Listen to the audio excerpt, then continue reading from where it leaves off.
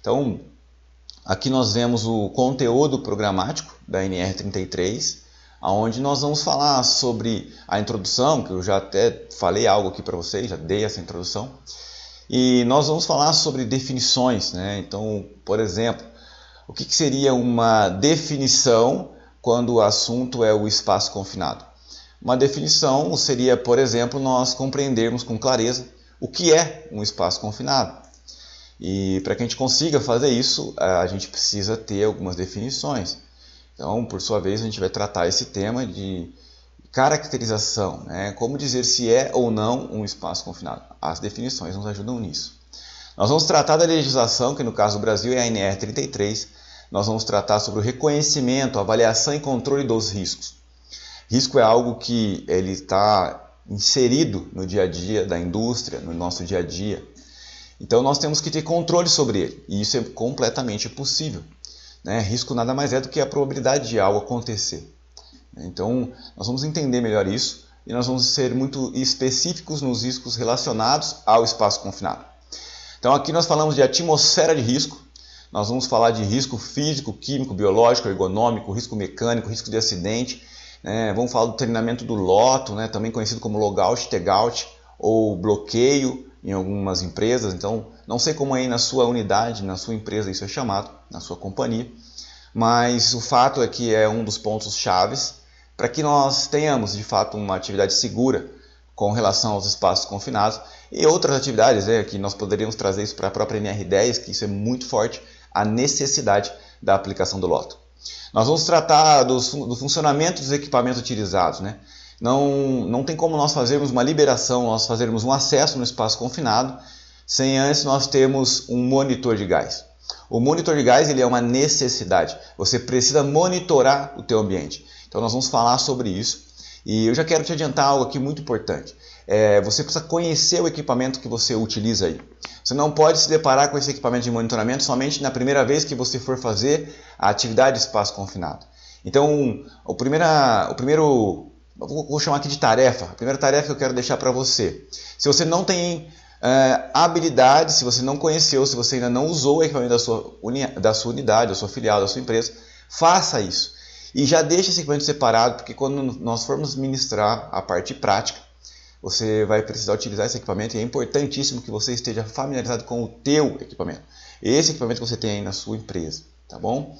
Nós vamos falar dos procedimentos de utilização das permissões de entrada em trabalho, as famosas e conhecidas PETs, que são essas permissões de entrada. Algumas empresas chamam essas permissões de PT, permissão de trabalho. O fato é que o nome não é tão importante, mas o que é importante, a NR33 preconiza, é que exista uma liberação formal para as atividades de acesso aos espaços confinados. Nós vamos falar de noção de resgate e primeiros socorros. Claro, nós vamos falar sobre isso aqui e vamos fazer a prática presencialmente. Então nós vamos fazer simulados de acesso, de resgate e vamos tratar o assunto de primeiros socorros também. Por exemplo, como tirar uma pessoa desacordada de dentro de um espaço confinado. Então todos esses assuntos serão tratados aqui e reforçados e realizados isso num treinamento prático, tá bom? Então esse é o nosso conteúdo programático. Lembrando, esse é um treinamento de reciclagem, mas nós vamos seguir todo o conteúdo programático como se fosse uma formação. O ponto é que nós vamos passar por isso de uma forma mais rápida, né? Seremos mais breves. Imagine que o treinamento de formação é 40 horas, então nós vamos ter que ser aqui muito objetivos e esse é meu desafio com você aqui. Então eu peço que você fique aqui comigo, que você não fique fazendo outras coisas enquanto você está vendo esse vídeo, enquanto você está estudando. Pega um papel, pega uma caneta, começa a fazer as anotações e lembre-se que esse não é simplesmente um treinamento, mas esse é o treinamento que te dá condições de executar uma atividade segura quando o assunto é o espaço confinado. Então vamos lá. Eu vou começar aqui já falando da introdução, então a importância da NR, né? Então os riscos invisíveis. Nós sabemos que muitas vezes o risco que está ali dentro daquele espaço confinado, ele não é um risco que você consegue visualizar, mas a gente sabe que ele existe, que ele pode estar ali. Nós vamos colocar alguns vídeos, além desse meu vídeo aqui tratando diretamente com você, aonde eu quero que você assista, faço questão que você assista, quero te incentivar a assistir, porque são vídeos que mostram essas realidades, né? Então, dentro da plataforma que a EHS Consultoria usa, você vai ter acesso a alguns vídeos que vão reforçar esse aprendizado, essa revisão, para que realmente seja algo que agregue para o teu dia a dia e que você possa realizar a sua atividade de forma mais segura. Risco no espaço confinado, muitas vezes sim, são invisíveis. Nós podemos dar um exemplo bem tradicional aqui, que é quando nós temos a necessidade de inertizar um espaço confinado. Quando nós precisamos inertizar um espaço confinado, nós muitas vezes usamos gases como o N2, o nitrogênio. E esse nitrogênio ele é invisível, mas nós sabemos que ele tem a capacidade de, grosseiramente falando, expulsar o oxigênio do ambiente. Mas você não consegue ver isso, mas o teu organismo consegue sentir isso. E esse é o ponto. Então, não tem como você realizar, novamente, uma atividade de espaço confinado sem um equipamento multigás.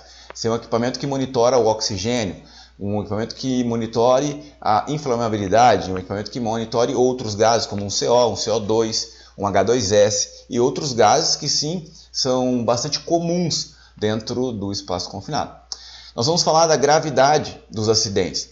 Acidentes envolvendo espaço confinado são acidentes que geralmente ocorrem e também ocorre uma morte em série. A gravidade dos acidentes envolvendo espaço confinado, muitas vezes eles são fatais e são, novamente, acidentes que envolvem mais de uma pessoa. Por quê? Porque a pessoa ela passa mal dentro do espaço confinado e o colaborador, o colega, aquele profissional que está trabalhando junto com ele, na tentativa de colaborar, de ajudar com o teu colega, ele acaba entrando nesse espaço confinado e ele acaba se tornando uma próxima vítima. E aí vem a nossa preocupação, ok? Então, tenha uma observação muito grande com relação a isso, um cuidado grande com isso, para que você jamais seja a próxima vítima. Morte em série, nós falamos sobre isso. Diversidade de espaços confinados. Existe uma diversidade de espaços confinados. Eu comentei no início que existem silos, reatores, e caldeiras, e tanques, e muitos outros exemplos que nós poderíamos dar aqui. Você precisa conhecer o espaço confinado aí, da sua unidade, e você precisa ter isso com clareza. Um ponto importante é que os espaços confinados da sua unidade sejam catalogados, que eles levem um número e que você tenha um book junto à área do SESMIT, área de segurança do trabalho, SST, EHS, não sei como chama na sua empresa, mas que isso exista. E também é importante que exista um responsável pelos espaços confinados. E essa pessoa responsável pelo espaço confinado, ela não necessariamente precisa ser alguém da área de segurança do trabalho, mas ela sim vai ter um prontuário onde vai constar todos os espaços confinados da unidade, inclusive os seus riscos. Não somente os seus riscos, mas também as medidas de controle. E não somente as medidas de controle, mas também as medidas de situações a serem tomadas em momentos de emergência, ok? Então, esse documento ele precisa existir.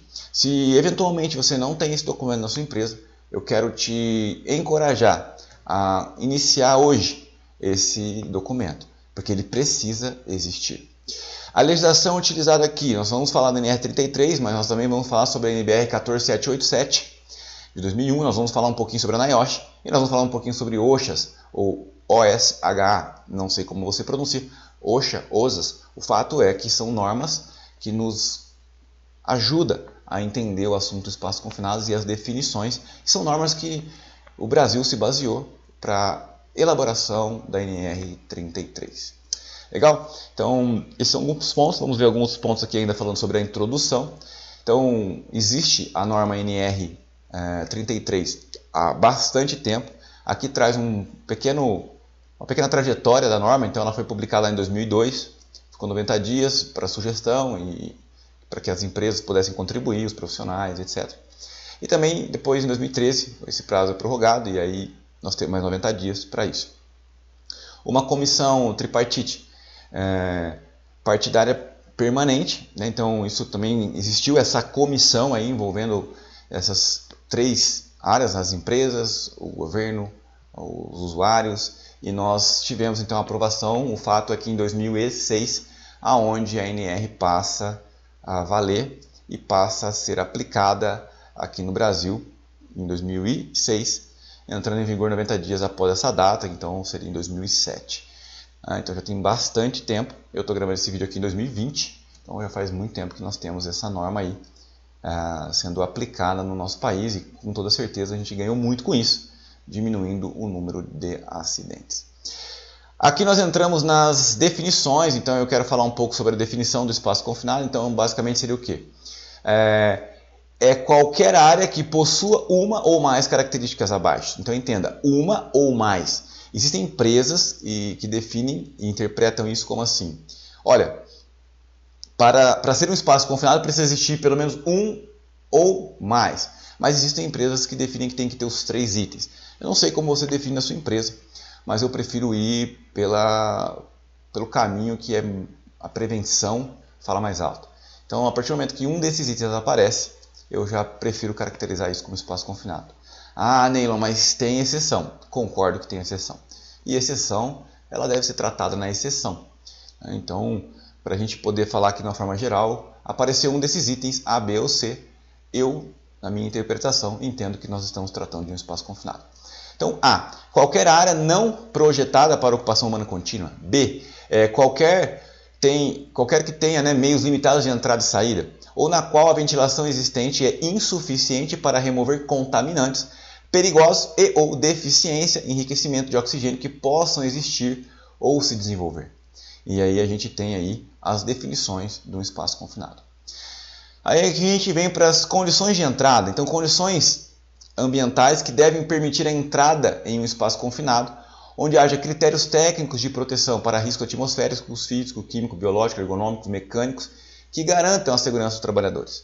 Então, essa é a condição de entrada. Se você não consegue garantir isso, se você não consegue garantir a segurança das pessoas, se você não consegue garantir que os riscos estão controlados, a condição de entrada ela não existe, Não deveríamos entrar nesse espaço confinado.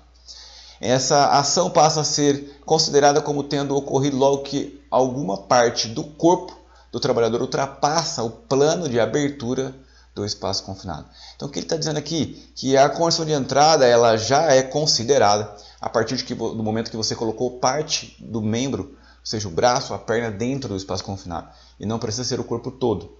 Faz muito sentido isso, porque se você imagina uma boca de visita de um tanque, e você coloca a cabeça, você fala, não vou realizar a liberação porque eu não vou entrar no espaço confinado, eu vou pôr só a cabeça para ver o que tem lá dentro.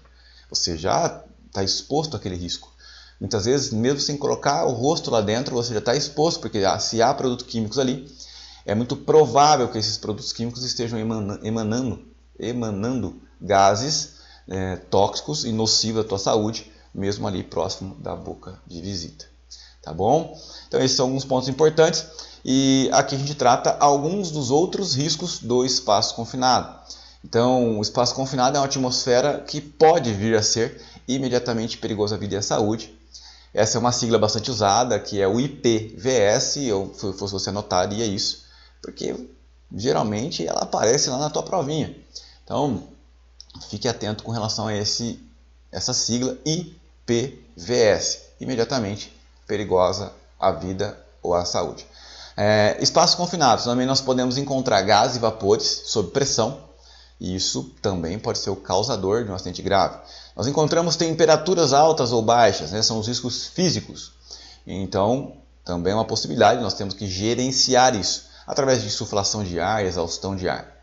Existe sim a probabilidade e a possibilidade de um choque elétrico, vibração, ruído, Nós também temos a possibilidade do engolfamento, não sei se você conhece essa palavra, mas o engolfamento é uma situação que é, infelizmente, bastante comum em silos, onde são criadas bolsas de ar, como você pode ver aqui na imagem, e o colaborador ao andar aqui, caminhar aqui sobre, geralmente são grãos, soja, por exemplo, ele afunda. O que a gente aprende claramente com isso? Que não se deve fazer de nenhuma maneira caminhar sobre esses silos sem uma linha de vida. Que a gente estaria falando da NR35, trabalho em altura. E você percebe claramente que as normas elas se conversam. Então o NR33 tem uma relação muito forte com o NR35, que seria o trabalho em altura. Que tem uma relação muito forte com a NR9, que fala desses riscos, que em breve vai estar muito... Falaremos da NR9 aqui, lembrando do PPRA, mas que logo logo não vai mais existir. E nós vamos ter o PGR para isso. Mas que no frigir dos ovos continua com a intenção de proteger o trabalhador. Nós temos aqui agentes biológicos, então é possível que você encontre, por exemplo, animais peçonhentos dentro desse local.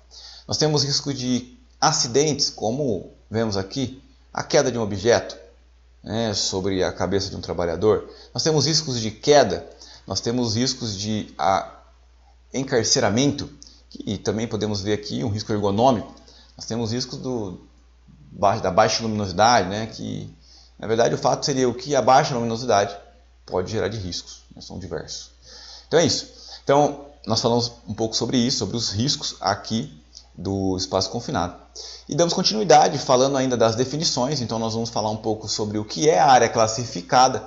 Então uma área classificada é toda a área que existe um potencial de explosão, através de um produto inflamável, um produto líquido ou um produto gasoso e inclusive em produtos particulados, né? Nós sabemos que aquele produto com uma granulação muito pequena, ele tem um alto potencial de se inflamar, dada o tamanho da sua partícula. Aí nós falamos da atmosfera e PVS, eu já comentei um pouquinho com vocês isso, imediatamente perigoso à vida e à saúde. Avaliações iniciais da atmosfera, né? Essa é uma outra definição importante porque ela é a sua responsabilidade, supervisor. Você, que é um supervisor de espaço confinado, tem como responsabilidade a avaliação inicial da atmosfera, que nada mais é do que um conjunto de medidas preliminares realizadas na atmosfera do espaço confinado, que você pode ver aqui sendo realizado por um supervisor aqui nesse desenho, fazendo ali o primeiro monitoramento. Então, de novo, o primeiro monitoramento deve ser feito por você, que é um supervisor de espaço confinado.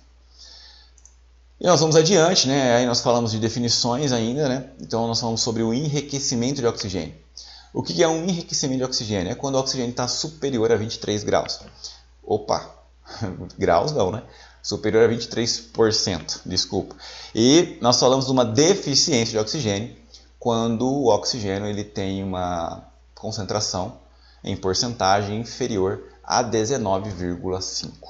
Ok, então o que eu preciso gravar aqui? Você que é um supervisor precisa gravar que o ideal é 20,9. Essa é a porcentagem ideal de oxigênio para que você possa acessar o espaço confinado, porque essa é a concentração que nós temos aqui, né? Pelo menos aqui na escritório da IHS. Essa é a concentração que nós temos. Essa concentração pode mudar um pouquinho com relação à região que você mora no nosso país, mas é muito pouco, então por isso que tem esse range. Então, entre 19,5 e 23, está tudo bem. Você pode fazer o acesso no seu espaço confinado. Inertização é um outro termo bastante utilizado e que nada mais é do que você utilizar um gás inerte. Eu dei o exemplo do nitrogênio, poderia ser o argônio, por exemplo, também funciona. Para que você consiga retirar gases inflamáveis de uma determinada atmosfera, por exemplo, seria uma possibilidade. Então, é o deslocamento da atmosfera existente de um espaço confinado por um gás inerte, resultando numa atmosfera não combustível e com deficiência de oxigênio. Nós vamos ver alguns vídeos na plataforma onde isso vai ser demonstrado. Nós temos aqui a purga, que seria o método de limpeza, né? Você retirar o gás que tem ali dentro, o produto químico que tem ali dentro, através de um exaustor. Nós temos o oxigênio puro. Nós não usamos oxigênio puro, jamais isso deve ser feito. Se você tiver ali um ambiente onde exista uma atmosfera com deficiência de oxigênio, você jamais vai insuflar oxigênio puro ali, porque o oxigênio puro ele, não é o que nós respiramos ar, e o outro fator é que o oxigênio puro ele pode ser o causador de uma explosão, por exemplo. Então esse é um ponto importante. Nós falamos sobre engolfamento, eu já expliquei um pouco sobre isso, né? Então é o envolvimento e a captura de uma pessoa por líquidos ou sólidos finamente divididos. Nós temos aqui.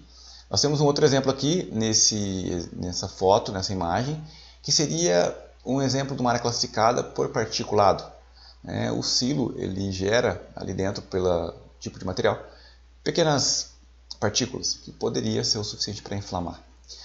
Leitura direta, dispositivo ou equipamento que permite a realização de leituras de contaminantes em tempo real. São os nossos equipamentos. Você precisa, novamente, conhecer o seu equipamento. Gosto muito de reforçar isso. Nós falamos sobre contaminantes. O que são os contaminantes? Vapores, névoas, fumos e poeiras, entre outros. Nós falamos de bloqueio, dispositivo que impede a liberação de energia. É o LOTO. Quando nós falamos de bloqueio, nós não falamos só de energia elétrica, mas nós falamos de vários tipos de energia, como pressão, vapor, fluidos, né, que poderiam estar ali. Nós temos uma energia hidráulica, mecânica. Então você precisa fazer o bloqueio geral para que você possa, assim, fazer o acesso de uma maneira segura. Nós temos ainda, dentro de definições, o termo intrinsecamente seguro. O que seria intrinsecamente seguro? Intrinsecamente seguro nada mais é do que aquele equipamento que no português, no dia a dia, né, no português claro, aí a gente usa a prova de explosão. Mas o fato é que existem dois tipos de equipamentos, que são aqueles intrínsecos e são os equipamentos à prova de explosão. Eu creio que vocês saibam sobre isso, tendo em vista que você já se formou, né, como supervisor outrora, mas ele tem essa finalidade. Eles são equipamentos utilizados em áreas classificadas, áreas que têm um potencial de explosão. E aí nós temos a permissão de entrada de trabalho, a PET, ou também PT, que também, essa por sua vez, é a responsabilidade do senhor supervisor de espaço confinado. Você deve ser o responsável por preencher esse documento e fazer os monitoramentos iniciais. Salvamento, né? Procedimento operacional padronizado realizado por uma equipe com conhecimento técnico especializado para resgatar e prestar os primeiros socorros a trabalhadores em espaço confinado, em caso de emergência. Então esse é um treinamento importante para ser feito na prática, né? O resgate, pode ser o uso do tripé, o uso das polias, são os mais usuais. Supervisor de entrada, né? O senhor aí. Supervisor de entrada é a pessoa que é capacitada para operar a permissão de entrada, com a responsabilidade para preencher e assinar a permissão de entrada, que nós chamamos aqui de PT ou PET, e para o desenvolvimento de entrada e trabalho seguro no interior do espaço confinado. Então, você é peça-chave para que alguém possa entrar no espaço confinado. E jamais você pode fazer a sua própria liberação e você mesmo fazer o seu acesso no espaço confinado. Por quê? Porque para um acesso no espaço confinado você precisa de pelo menos 2 pessoas. Você precisa de um supervisor e você precisa de um vigia. Não é o nosso treinamento aqui, mas você precisa saber e lembrar disso. Você até pode, após ter feito sua liberação, entrar no espaço confinado, mas somente depois que você tiver delegado atribuições para um vigia. O vigia aparece aqui, então o vigia é o trabalhador designado para permanecer fora do espaço confinado e que é responsável pelo acompanhamento, comunicação e ordem de abandono para os trabalhadores. Se algo sair do controle, se ele perceber que o oxigênio, por exemplo, está começando a se tornar deficiente, está baixando abaixo de 19,5, o vigia deve recomendar a saída de todos do espaço confinado o mais rápido possível. Trabalhador autorizado, por sua vez, é aquele trabalhador que está autorizado a fazer o acesso no espaço confinado. Ele é um profissional que recebeu um treinamento, que tem um ASO, um atestado de saúde ocupacional, onde a sua aptidão é atestada ali. Esse é o trabalhador autorizado. Então aqui, senhores, nós fechamos o tema definição. Então eu vou concluir esse módulo para que nós possamos, na sequência, começar um outro assunto que será a legislação na NR 33. Tá bom? Eu vou ficando por aqui. Obrigado por você ter me acompanhado nessa primeira aula e a gente já se encontra na próxima aula, onde nós vamos falar sim sobre a legislação de espaço confinado. Até lá, um abraço!